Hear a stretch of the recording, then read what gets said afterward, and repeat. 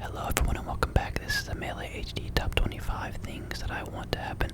The first 11 things on this list are going to be non-controversial, but after that, it's going to be really controversial. So now, number one, we have overhaul the graphics and add Omega stages. So essentially, the same thing they did in Smash 4 and Ultimate, where you can have Final Destination and Battlefield versions of the stages, and also just 1080p and 4K textures updated on all the characters and stages.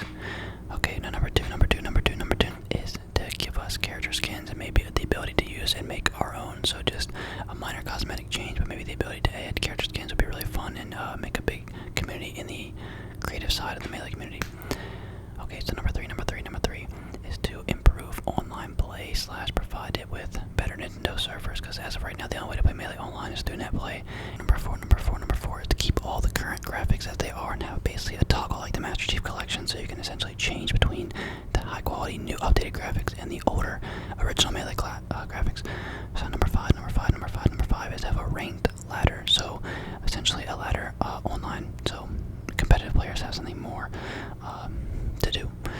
And number six is to provide real life tournaments like Fortnite does and have big cash money prizes. So yeah, essentially just build the competitive community for the game using money, as all good game companies do. So yeah, number seven is to basically start manufacturing a controller solution. So right now we still use GameCube controllers all the way up to Smash Ultimate, which is really annoying, and the GameCube controller port should have died a long time ago, but essentially Melee has kept it alive, and pretty much the Smash games alone have kept it alive. So Nintendo needs to figure something out. So basically either make Wavebird like GameCube controllers with wireless, or I don't know, just figure something out, because we shouldn't keep using GameCube controllers with adapters that just like really clunky.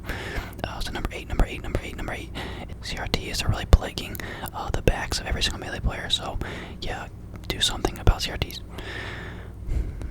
Number nine is to make the C-Stick usable in training mode and essentially give a 20xx mod off RIP, so you can see all the active hitboxes, the frame data, etc. instead of having the player base have to go into the game files and rip it out. That should just be provided. Train. I'm gonna wait. Oh my god.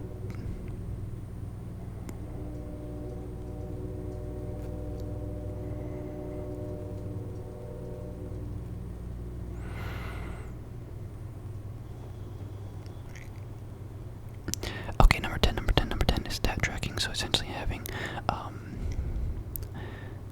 live stat tracking, so how many back airs you did, what your accuracy of your moves are, similar to the end screen in current Melee, but just a more character specific thing to keep track of, just for your own improvement and fun. Now number 11, and the last of the non-controversial things, would be an 8-player mode.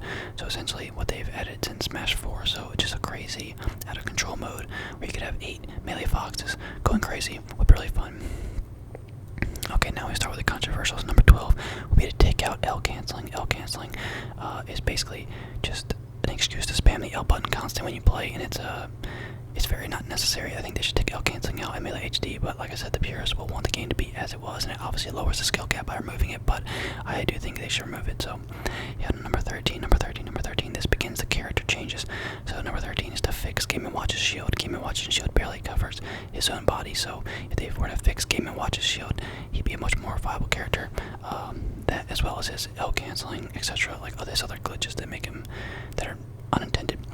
And then Roy's dash attack, that's kind of like 13.1, is to also fix Roy's dash attack. And so number 14 is another character change, which is make Green Falcon not the best Falcon anymore. So if you didn't know, the different character skins for Falcon have different frame data for certain moves. And although it almost never determines the outcome of a game, it's still something that is inconsistent and maybe should be changed with Melee HD. So now number 15 is which region of the game would they basically use for Melee HD? Would they have an international version that takes into account all the different iterations of Melee and just chooses the best one? So essentially like NTSC versus PAL, would you want to use NTSC's Fox Up B or PAL's Fox Up B? The PAL version is greatly nerfed, so would they choose NTSC Fox or PAL Fox for the global version of Melee HD, or would they keep it the same as it was and basically make it region locked like kind of how it already was? That's a question, I guess, that needs to be answered. Melee HD, I think they should just use NTSC in the latest version, like the player's choice version. So now number 16 is to take out wobbling.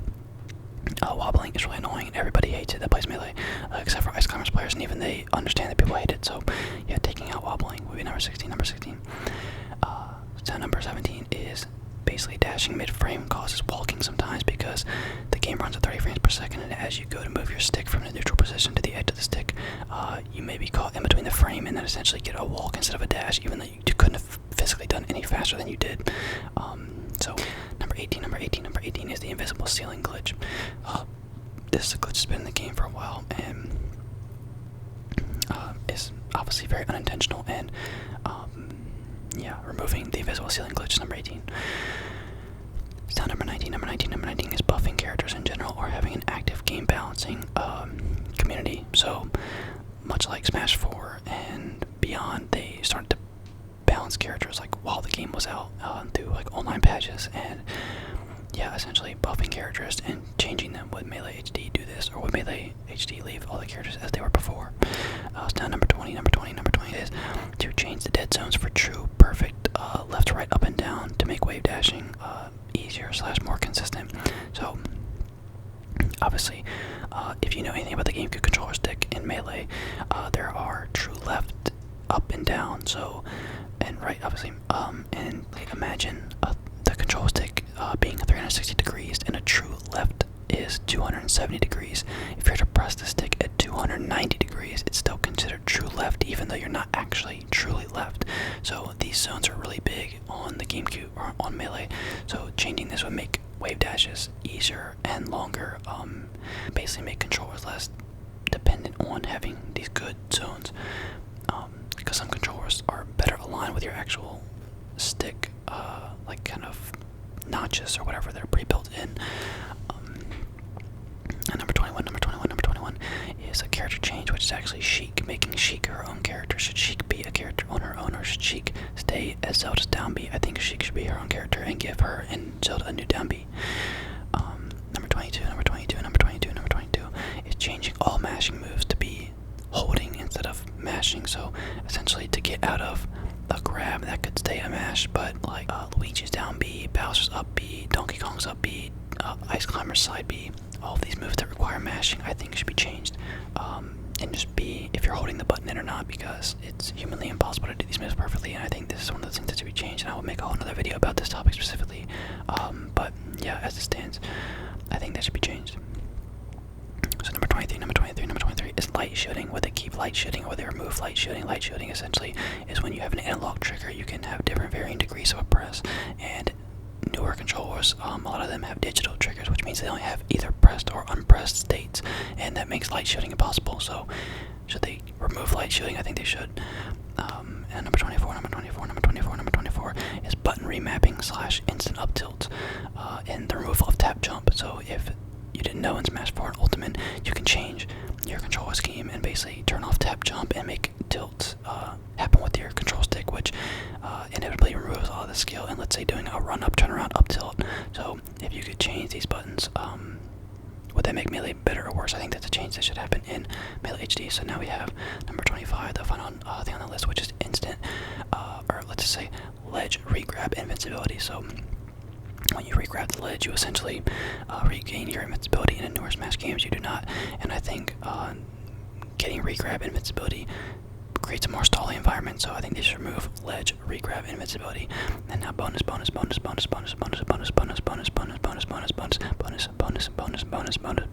I swear. That's for bonus, dude. There's no way that's for bonus. That's for bonus. It's bonus point. Bonus. That's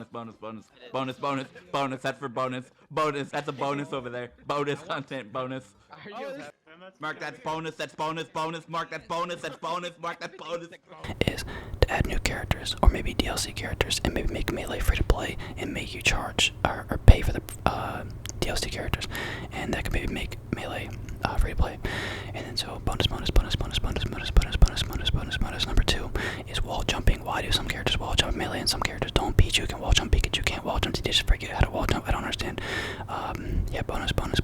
Number 3, bonus. Number 3 would be to change certain characters' jump squat timings or just wave dash timings in general, such as Bowser. Maybe that would make him broken, but I think a consistent wave dash across all characters could be a good change for the game, even though it might make some characters way more viable and some characters way less viable, but some kind of addressing to jump squat timing. But like I said, a lot of my changes have to do with the skill and would probably lower the skill cap of the game, which inevitably is not what people want to play melee. So I don't even know if I agree with this one, but it's just one of those ideas I have, which is like to make wave dashing consistent across all characters. Even if the distance they travel isn't consistent, at least the timing might be consistent. So yeah, that is my list for the top 25 things to add in melee. I hope you enjoyed, and goodbye.